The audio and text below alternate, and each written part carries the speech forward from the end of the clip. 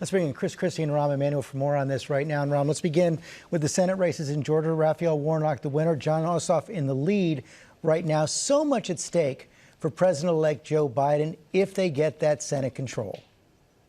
Well, a lot is in stake for Joe Biden, but more importantly, a lot's in stake for the people that Joe Biden wants to help with investments in climate change, infrastructure, job training.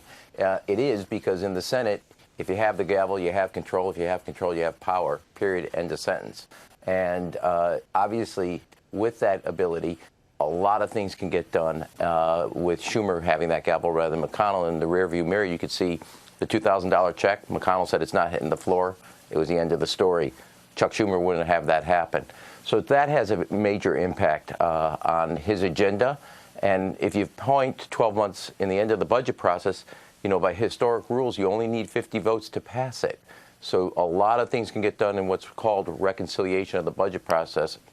And a lot of the president-elect's agenda that he'll lay out in a kind of a State of the Union at the end of in February will lay out that agenda. And you can see that all working towards a major reconciliation that has major investments in infrastructure, climate change technology, job training, schools, community colleges, all the things he ran on, tax policy, investment policy. That's where it will happen, and that's where the rubber hits the road. Christie, it's not over yet. Jon Ossoff is in the lead right now, but you're already starting to see recriminations from Republicans against President Trump for making those claims about the Georgia election the last couple of months, muddling the Republican message.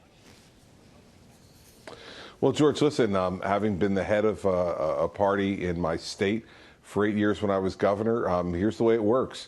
When your party wins, you get a lion's share of the credit. When your party loses, you get a lion's share of the blame.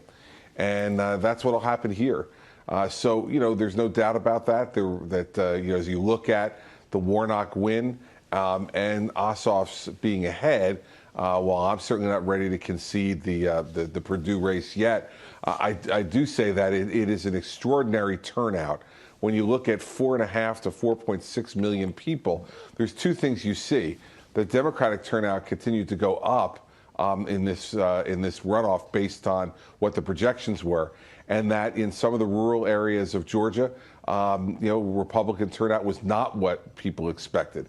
And so there's going to be a lot of dissecting of why that was the case and who to blame.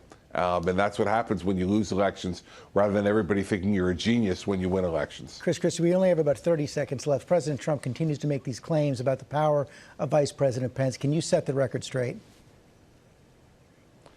Oh, yeah. Listen, the vice president merely reads the envelopes, what's in the envelopes this morning. There's nothing for him to do regarding the determination of the election.